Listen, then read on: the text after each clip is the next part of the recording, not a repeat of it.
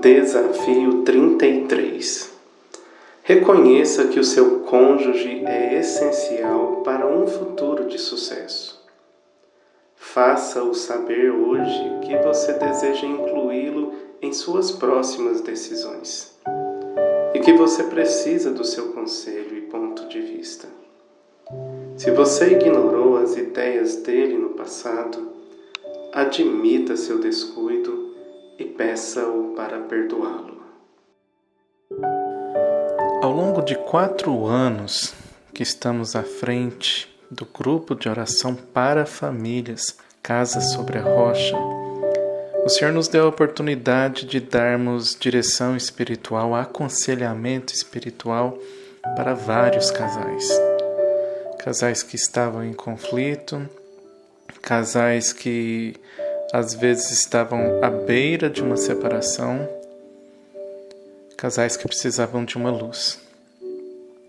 E aí, quando nós começávamos a investigar a respeito da história da vida daqueles casais, havia uma coisa em comum na maioria deles. Os cônjuges pensavam isoladamente.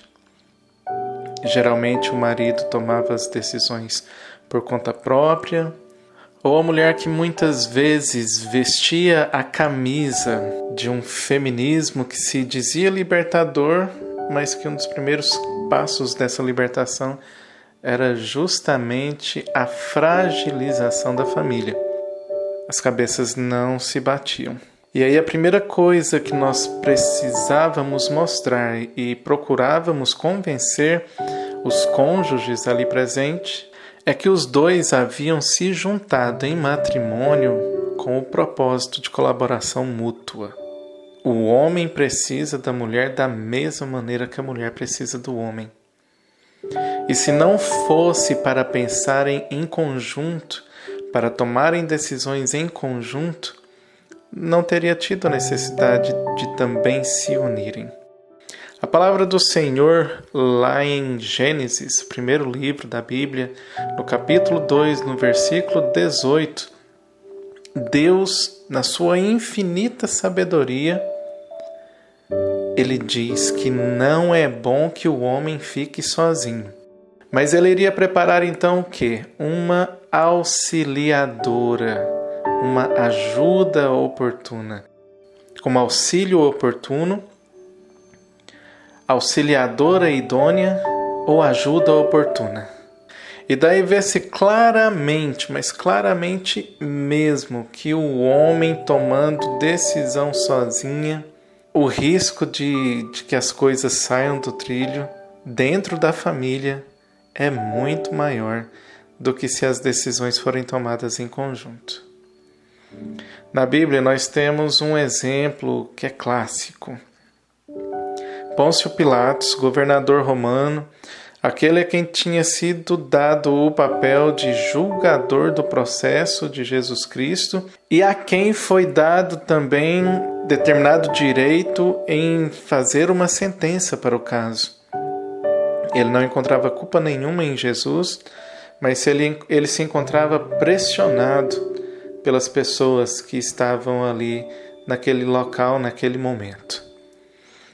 Então a sua esposa, no meio do julgamento, ela aparece e diz para que ele não se metesse com a pessoa de Jesus, porque ela havia tido sonhos horríveis com ele durante a noite inteira. Ela foi uma mulher audaciosa e procurou seu esposo porque com certeza tinha liberdade para conversar com ele. E ali orientou ele de uma determinada ação que ele deveria tomar. Ele não seguiu os conselhos dela. E o resto da história nós já bem conhecemos. Nessa experiência que eu já disse para vocês aí de 4 anos, dando aconselhamento para casais, é muito comum verificarmos contas em banco separadas, cada cônjuge tendo uma conta. É muito comum ver as dívidas em casa, as contas a pagar também de forma separada. É muito comum ver pessoas, famílias, que tem mais de um carro, tratar o seu carro, meu carro. É muito comum essa divisão do meu e do seu em detrimento do nós. E isso é muito perigoso, porque as pessoas acostumam a viver com o pensamento de que cada um tem a sua parte, cada um tem as suas responsabilidades, e daí no meio de atritos há um risco iminente de que uma separação aconteça. Porque na verdade já viveram ao longo dos anos separados. O desafio de hoje é você olhar para a sua vida, olhar para o que você tem feito, olhar se você tem levado em consideração os pensamentos do seu cônjuge no momento em que você toma a decisão. E aí, se não é essa a história de vocês, não é essa a atitude que vocês têm tomado, reverter a situação. Primeiramente pedindo perdão ao cônjuge e dizendo que você está aberto, você está disposto a colocar o seu cônjuge dentro de todas as decisões que você for tomar. É claro, muitas vezes vocês entrarão em conflito de interesse, mas vocês precisam buscar o ponto de equilíbrio em que os dois concordem que deve ser feito daquele jeito. Vocês casaram para ser um só corpo, um só pensamento.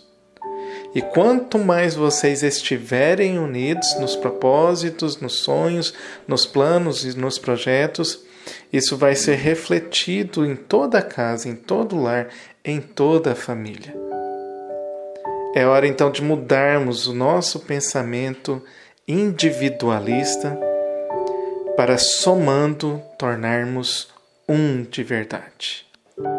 Quando um dos cônjuges vive tomando decisões sozinho, sem ao menos perguntar a opinião do outro, passa-lhe a impressão de que a sua opinião não importa.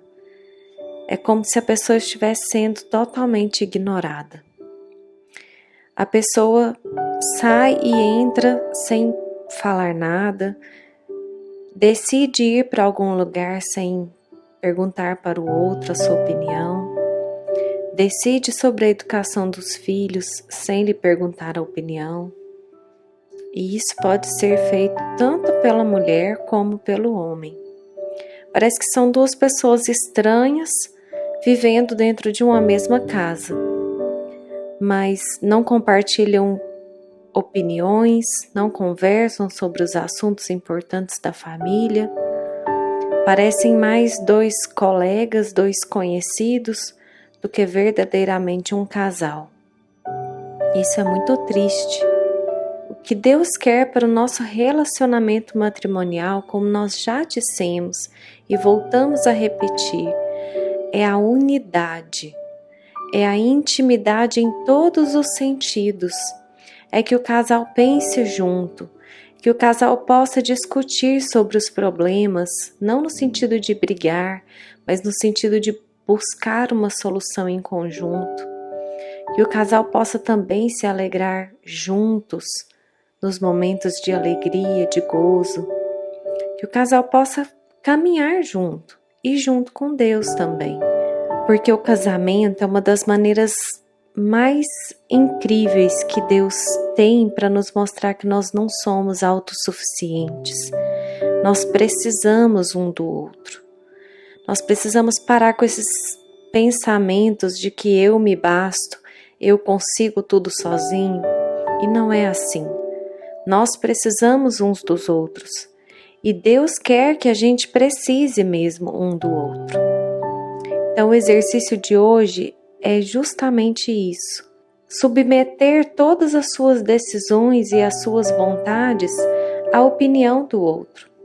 Isso não quer dizer que você vai acatar a opinião do seu marido ou da sua esposa em todas as situações, mas quer dizer que você pelo menos vai saber a opinião.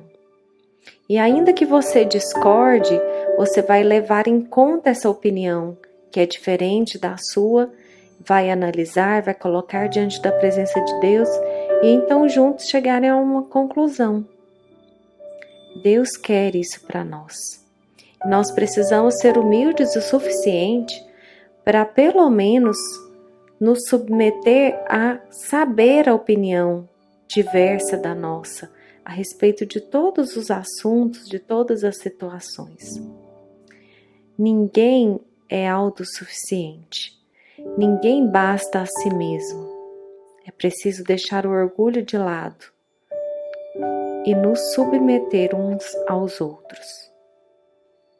Jesus, Maria e José, a nossa família vossa é. São Padre Pio, rogai por nós.